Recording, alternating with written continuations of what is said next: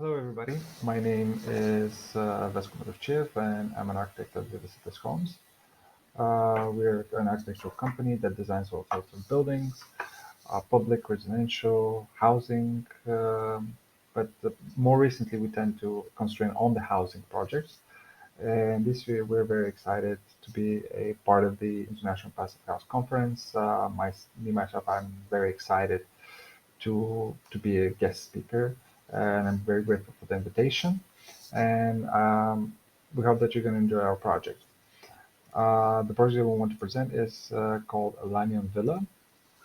It is a house. It's an off-grid passive house uh, made with a CFS structure. It is located in Greece, in Aegina Island, which is 45 minutes by boat from Athens. It is located on the west side of the island, on a 10-minute drive from Aegina town. It is located on this hill and overlooks towards the west, towards this wonderful view of the city, of the town of Aegina and the sea. This is a Here is a warm climate, and it's really hot during the summer, and it's really warm in the winter. This house is passive house certified as passive house premium. We have a heating load of 13 watts per meter square, and also the cooling load is 10 watts per meter square. And here you can see the 3D model of the house.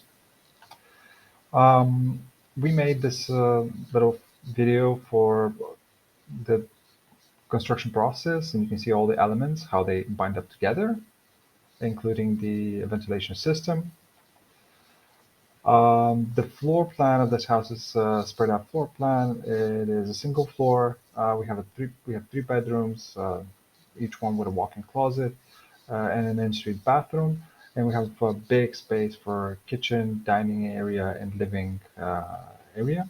And also we have a technical room. And all around the building, we have this wonderful veranda, which is all covered up with a big pergola. Um, as I said in the beginning, this house is a CFS structure. The reason we chose this is because of its lightness. It's just about a little less than 5 tons, the whole structure. We have a very good offsite production and an on-site assembly that is really fast. And also the MEP installation, the mechanical, electrical, and plumbing installations are very fast on site and very easy. And one other big reason is that this house is very good at earthquake resistance. As I said, it's very fast assembly. This house took us 2 days to assemble. And here we have the typical wall, the typical finished wall. We have the vapor control layer, the exterior board, and then the EPS with a plaster. And on the inside, between the studs, we have a mineral wool and the interior gypsum board with plastering and paint.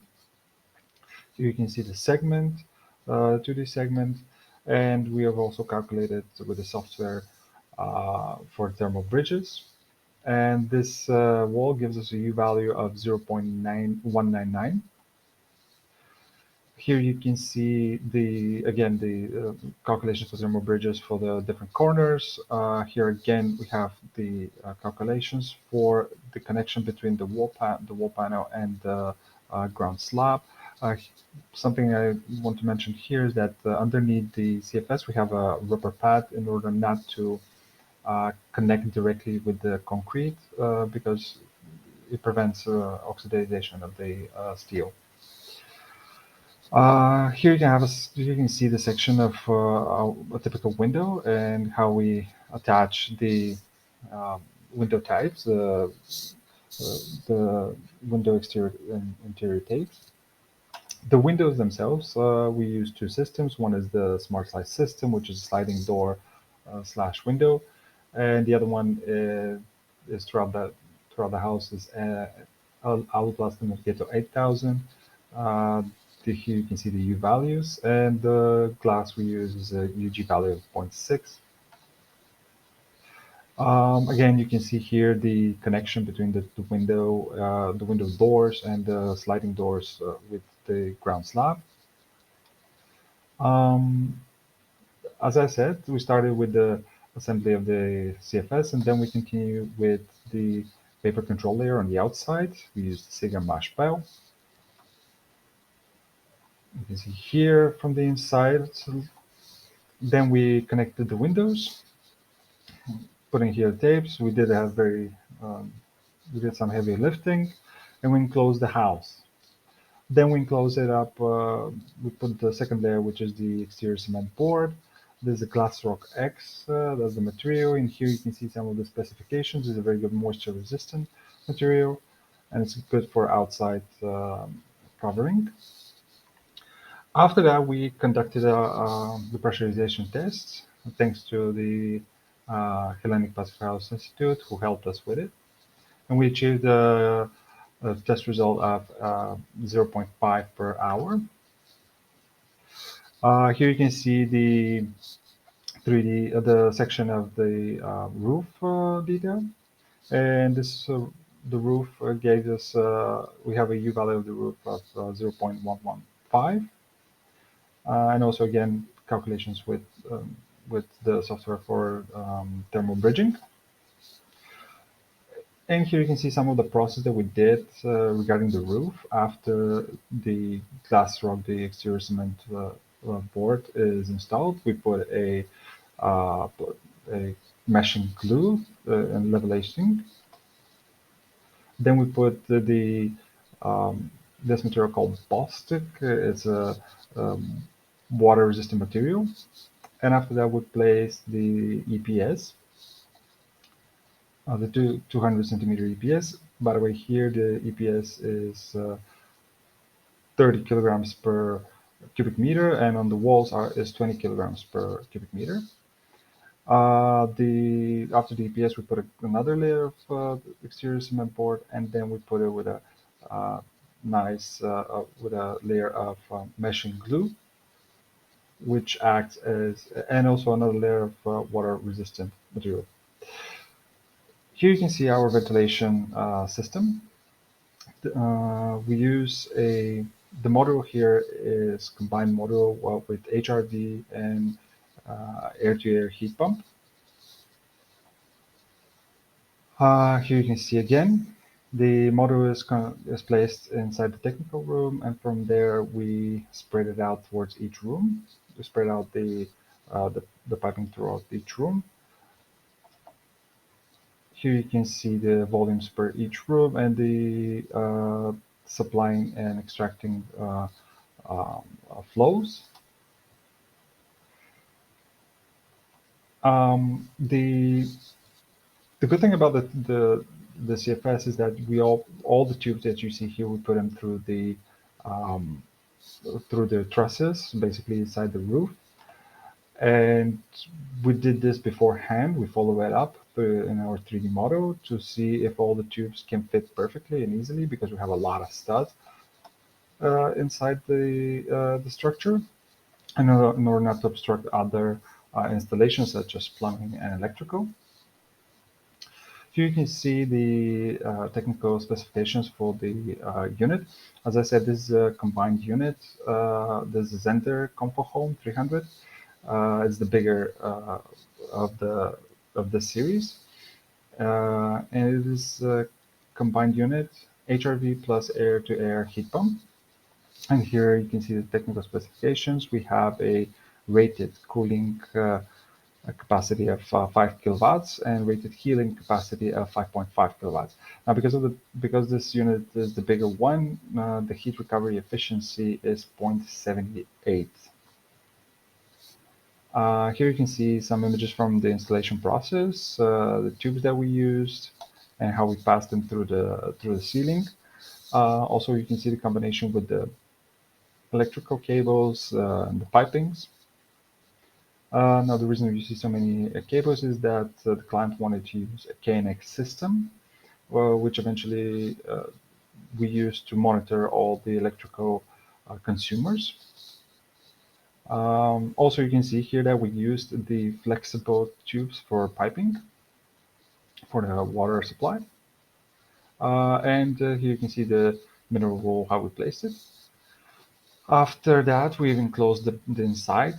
We put the interior gypsum board, and then we prepared the floor for the XPS, for the ground floor insulation and the screed. This green thing that you see is actually water-resistant material, type of handmade insulation. And here you can see the placement of uh, the XPS on the ground. Right after that, we put the screed, and after that, we put the flooring. This is actually the finished technical room with all the pieces inside. We have the batteries, the inverters inside, the boilers, as you can see, that is connected to the solar panels. And this is the electrical fuse box. By the way, this black thing that you see, the black fuse boxes here, are actually part of the KNX system. And here you can see some details from the system that we have, that we monitor the consumers. This is the water well pump. This house, as we said, this house is totally off grid, so we have a water well. It's used a couple of times during January. All the details here you can see is for January because the system was installed relatively recent. Here you can see the water pressure pump. Here you can see the HRV, how it can, what type of, what consume, how much does it consume per January. And here you can see the pull recirculation pump. Here you can see some other pieces that we have: a dishwasher, washing machine, refrigerator, 1 and 2. The difference is the degrees. And now, as we said, the house is in relatively warm climate in Greece, so we do need a big shading. And as you can see, all around the house we have the shade. We have this big pergola, which actually is really nice during the summer. It gets the cool air underneath, and and the breeze, the north winds passes through. And here you can see the sun path that goes around the building. This is during June, sorry. Um, Now, this house is equipped with 32 panels, 32 PV panels, and 4 solar panels, and a wind turbine. Now you can see the primary energy renewable. Because of all the systems that we use, we generate roughly about almost 25,000 kilowatts per hour um, annually. This is, of course, projected. And because of the other electricity consumers, we are classified as premium. And here you can see some images from the installation of those solar panels and the wind turbine.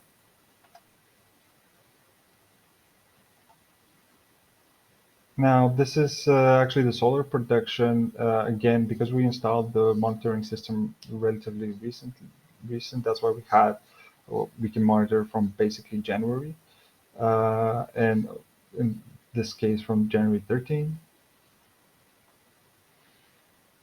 And this is actually the final result. We have this wonderful house with nice livable spaces that is actually a premium, and wonderful views from all around, and really quick to be done. Special thanks to Stefan Polajas. He's a civil engineer and our building certifier. He's with the Hellenic Passive House Institute. And this is our house. Thank you very much. Enjoy the rest of the conference.